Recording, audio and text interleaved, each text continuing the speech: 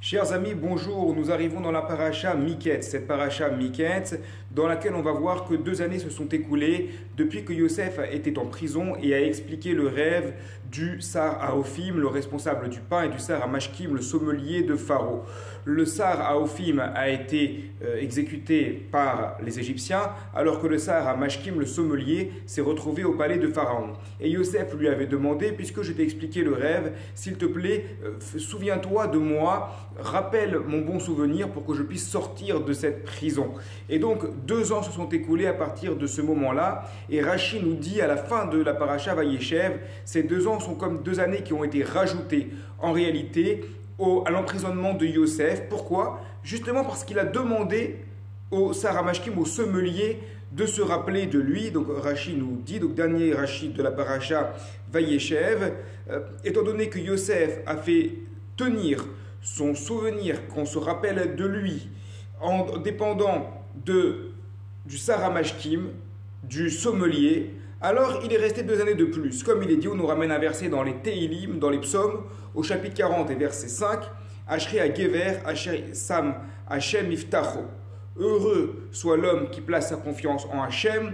Velopana el Rehavim. Il ne tourne pas vers les Rehavim. C'est quoi ce mot Rehavim? Rashi nous explique tout de suite. Velo Batar al Mitzrim. Il ne va pas croire en les Égyptiens. Akerouim Ra'av, qui s'appelle Ra'av. Il y a une idée comme ça qu'on va retrouver chez certains commentateurs d'hommes de pouvoir, des gens qui sont dans la cour du pharaon, dans la cour du roi, des hommes qui sont politiques, des hommes d'influence.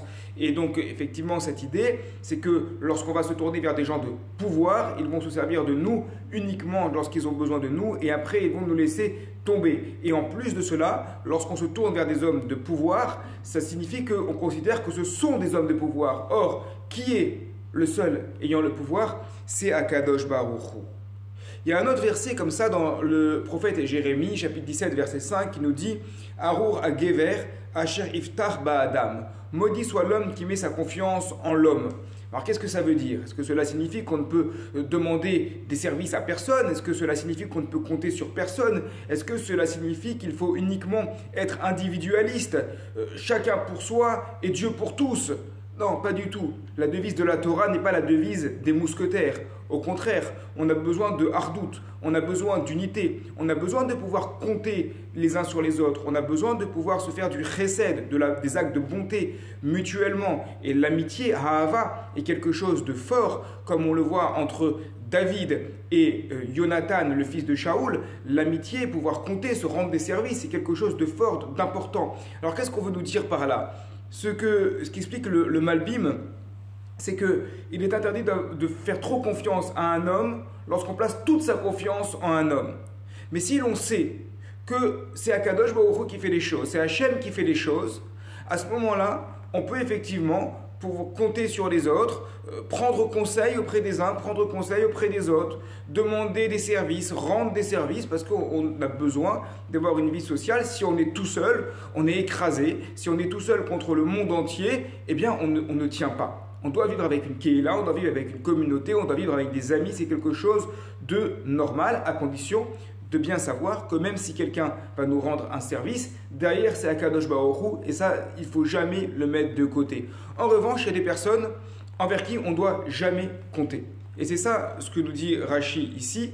Elle a Rehavim vers ce Sar Hamashkim, cet homme de pouvoir, cet homme d'influence. C'est-à-dire qu'il y a des personnes qui vont pouvoir nous aider sur le plan matériel, mais qui derrière sont des mauvaises personnes, qui derrière sont des personnes qui n'ont aucun lien avec Dieu, qui derrière sont des personnes qui sont des voyous, des bandits, disons-le clairement, des mafieux, des personnes qui font le mal autour d'eux, et on va leur demander conseil, comme si on allait pouvoir être aidé par eux alors qu'ils ont une vie qui est complètement contraire à celle de la Torah. Et ça, on nous dit, dans aucun cas, on ne peut pas se dire, c'est bon, je sais que c'est Hachem qui est derrière, et donc je vais tirer profit du service qui va m'être rendu par le plus grand bandit du quartier, derrière j'ai confiance en Hachem. Ça ne marche pas de dire une chose pareille. À partir du moment où quelqu'un a un comportement qui va à l'inverse de ce que nous demande Akadosh Baruch Hu, on ne doit pas s'appuyer sur lui et on doit se placer uniquement vers Hachem. Et on a tous comme ça dans notre vie, dans nos vies de tous les jours, de temps en temps on se dit « Ah, ça irait mieux si je ferais une petite concession, si je rendrais un service à telle personne, même si ce n'est pas quelqu'un quelqu'un de vraiment bien, j'irai mieux dans ma vie. Et là, on nous dit non, il faut être fort, il faut avoir confiance en Hachem, en Akadosh Baruch Hu. Il faut en même temps avoir des amis, des gens qui sont bien, s'entraider les uns avec les autres, sans oublier que celui qui aide, c'est Akadosh Baruch Hu, comme on l'a vu dans le miracle de Hanouka que l'on fête en ce moment. Qui c'est qui a aidé? Alors évidemment, les Hashmonaïm, ils se sont battus, ils ont pris les armes, mais derrière, il y a eu ce petit signe de cette lumière de Hanouka pour nous montrer, n'oublions jamais que derrière tout cela, c'est bien Akadosh Baruch Hu qui nous aide. Shabbat Shalom à toutes et à tous, Hanouka Sameach.